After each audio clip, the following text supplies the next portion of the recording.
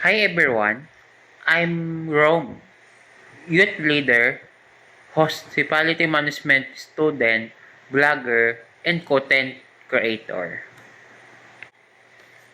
Noong August 13, 2025, dinaluhan ko ang anti-bullying campaign sa aming school. Bakit? Kasi gusto ko na wala nang mabuli sa paligid ko, lalo na sa mga kaibigan at kaklase ko. Simula na yon, magiging advocate ako ng anti-bullying. Kung may magbully sa akin, ipagtanggol ko ang sarili ko. Pero hindi lang yon. Maging maingat at maayos din ako sa pakikitungo sa iba para maiwasan ang anumang gulo o cyberbullying. Ito ang aking pledge. Simula na yon, magiging advocate ako ng anti-bullying. Kung may magbully sa akin, ipagtatanggol ko ang sarili ko. Pero hindi lang yon. Magiging maingat at maayos din ako sa pagkikitungo sa iba para maiwasan ang anumang gulo o cyberbullying.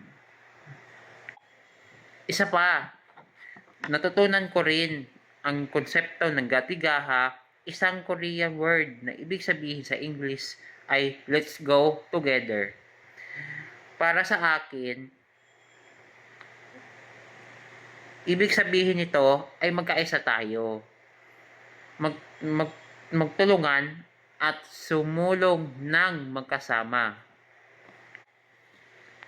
Sa buhay, sa school, at sa future career natin, mahalaga ang pagiging friendly, respectful, at careful sa pakikitungo sa lahat. Kahit sa pamilya o sa